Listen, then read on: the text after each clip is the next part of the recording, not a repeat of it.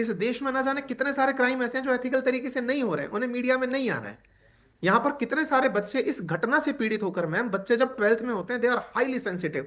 ये वो हम्म। एज होती है, जैसे आप टीन एज के बारे में बोलते हैं, उनकी एक एक परफॉर्मेंस उनके पूरे व्यक्तित्व पर असर डालती है। मार्क्स अगर गिर जाएं तो क्लास की इमेज, सोसाइटी की इमेज, उनके साथ होने वाला जो बदलाव है ना आने वाले समय में, वो समाज वह नहीं करेगा। मैं अभी कैलकुलेट कर रहा था, 2047 में हम विकसित भारत का सपना देखते हैं। आज ये 17 साल का बच्चा उस समय पर 35 साल का होगा, मैम। आज मैं तो हमारी मैं जैसी मैं आपसी। बिल्कुल ये कह रही हूँ सर, मेरा तो प्रश्न ही ये था।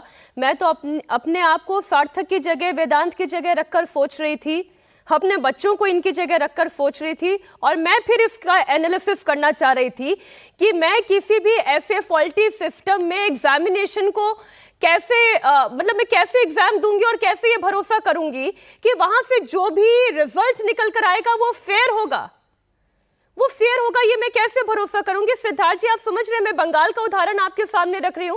बंगाल में आपने फेयर फ्री इलेक्शन करवाया, तब लोगों का भरोसा जगा कि भाई बीएसएफ खड़ी हो जाएगी, आईटीबीपी खड़ी हो जाएगी, गृह मंत्री जाकर खड़े हो जाएंगे, तो चुनाव निष्पक्ष होगा।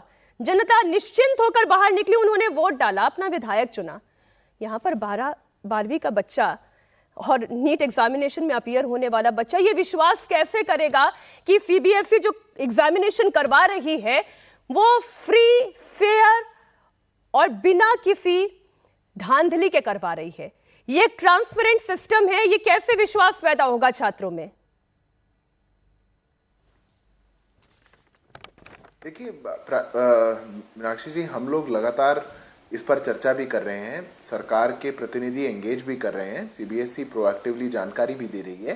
नीट और सीबीएसई के ओएसएम की तुलना मुझे नहीं लगता कि इस समय पे करी जानी चाहिए।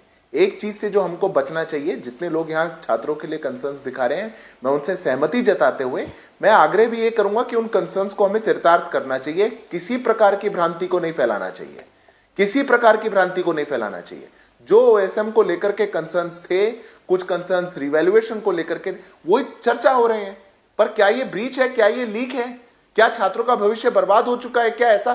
कि हमको समझना चाहिए कि हम किस मानसिकता के साथ डील कर रहे हैं। स्टूडेंट्स की सेंसिटिविटी की अभी हमारे एक पैनलिस्ट ने बात करी, मैं बहुत उनकी बात को अप्रिशिएट करता हूं, वाली बात पर आपको हमको सिद्धार्थ उसको जी इसमें क्या अपने लगी? वाणी में भी चरितार्थ करके आगे बढ़ना बिल्कुल, चाहिए। मैं आपकी बात समझू, मुझे ये बताइए कि इसमें भ्रांति वाली चीज क्या लगी, जो सार्थक ने कही, जो अंकित जी कह रहे हैं, या जो अभी अमित दुबे जी ने कही, या जो मैंने कही? क्या भ्रम है? कोई भ्रम नहीं है सर, भ्रम तो बच्चों में है इस वक्त की सीबीएसई की प्रक्रिया फॉल्टी है। नहीं, मैं आपकी, सार्थक जी या किसी की बात को भ्रम नहीं बता रहा हूं, और ना ही मैं ये कहना चाहता हूं कि कोई कंसर्न गलत है।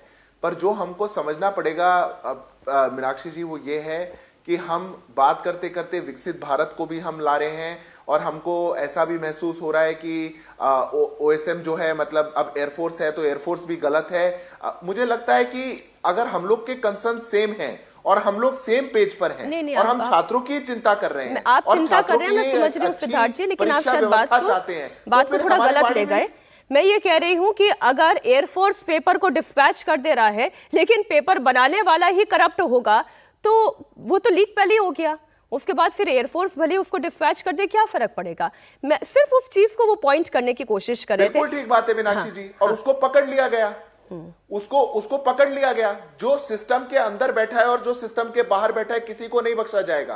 प्रीमियम एजेंसी सीबीआई लगाई गई, तभी तो पकड़ा गया। जिन नामों की हम चर्चा कर रहे हैं, हमको तो नाम भी नहीं पता होते अगर नहीं पकड़े जाते तो। आप सहमत होंगे इस बात से? नहीं होंगे? जीरो पकड़े जा रहे हैं, ये बिल्कुल पकड़े जा रहे हैं, उसके लिए सीबीआई का धन्यवाद, और उन छात्रों का धन्यवाद जो इस बात को सामने लेकर आए।